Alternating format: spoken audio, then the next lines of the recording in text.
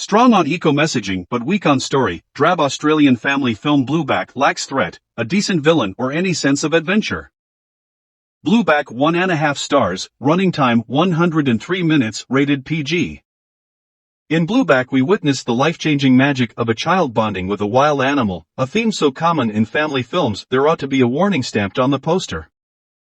While exploring the underwater wonders of her local bay with her activist mother Dora, played by Radha Mitchell, young Abby, played by Ariel Donoghue, confronts a big ugly fish called a blue groper, played by a pretty convincing animatronic puppet, whose habitat is being threatened by a proposed development.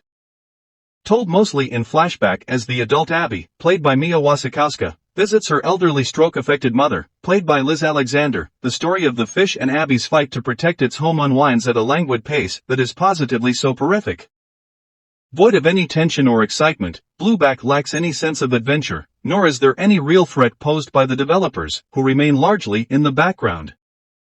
The fleeting presence of their frontman, a gent called Costello, played by Eric Thompson, barely gets a look in. Why is this character so thinly drawn and weak? Why do we only hear him from a distance?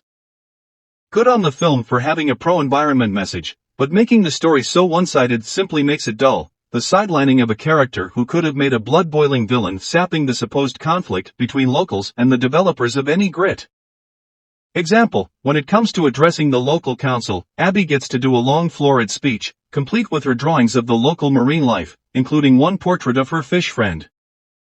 We don't get to hear what the developer has to say, or why his proposal is attractive enough to get Abby's neighbors to sell. Blueback boasts a hefty creative pedigree. Director Robert Connolly also made Bali Bo, Paper Planes and The Dry. He co-wrote the screenplay with acclaimed author Tim Winton, whose 1997 book, the film is based on. Yet they can't get the film to fly. Oddly, Blueback just doesn't move. The West Australian locations are lovely, as are the underwater sequences, but pretty pictures are not enough. It's a full 70 minutes before a few scattered plot elements begin to coalesce, yet they don't add up to anything that creates any real drama. Even the protest scene on the beach, where placard-waving locals yell at graders and an evil bulldozer doesn't rouse much passion. Couldn't one of the developers get into the bulldozer and scoop up some of the protesters, Soylent Green style, just to liven things up? That might be going a bit far, but that's how unengaging the film gets. Given the anemic year Australian cinema had in 2022, one hoped Blueback, which opened on New Year's Day, would signal better times ahead, especially given the creative minds behind it. Oh well. Next time maybe.